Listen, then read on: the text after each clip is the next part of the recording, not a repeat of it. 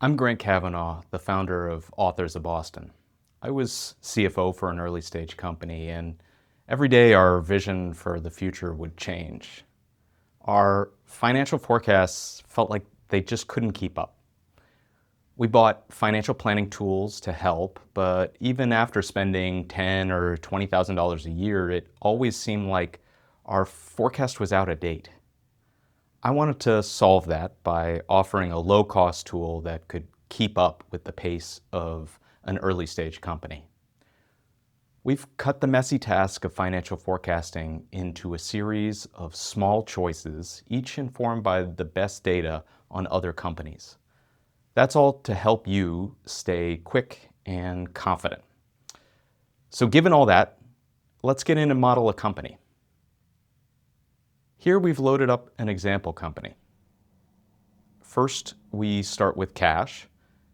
You can always hook up your bank and accounting data, and this number will stay updated automatically.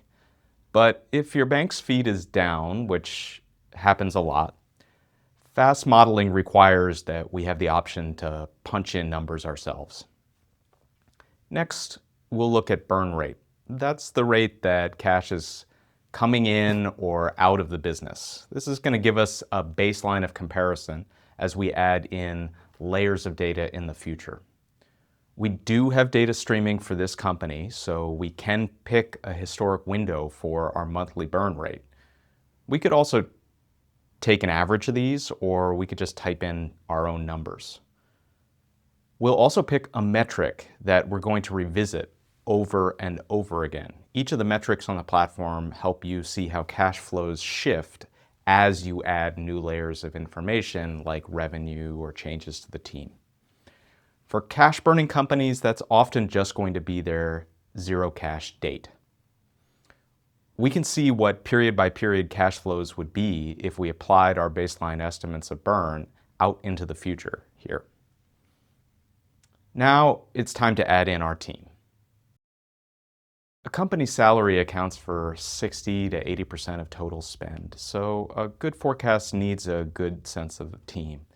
You have the option to add in rough salary information for your team members one by one. We've seen that it's just quicker for people to describe the team as a whole, both today and in the future. In this case, we've got 2 paid employees on staff now. Our expectation is that we'll add another 2 in the future. Relative to the baseline we set using our recent burn, our cash zero date has come forward. More teammates mean more cash out the door. But of course, we hired them expecting that the team as a whole will produce more revenue. That comes next. I'm a Ph.D. economist and a Lloyd's of London underwriter. I love studies, economic studies, statistical studies. So Authors of Boston at every step helps you with choices that are informed by the studies that I love. One clear takeaway from data on early stage companies is that revenue is driven by people. If we know your team size, we can give you reasonable bounds for growth. That's what you see here, low, medium, and high scenarios. If you know exactly what your pipeline looks like and you want more detailed forecasts, great. You can punch that in. We can go contract by contract. Or you could just go period by period and input your own numbers. We'll assume for now a high growth rate, and that lengthens out our runway compared to our forecast based on labor only. We added team members, but they support revenue. Now you've taken care of the 3 major drivers of your overall cash forecast. You can keep going if you want. And if you want the highest quality forecast possible, you definitely should.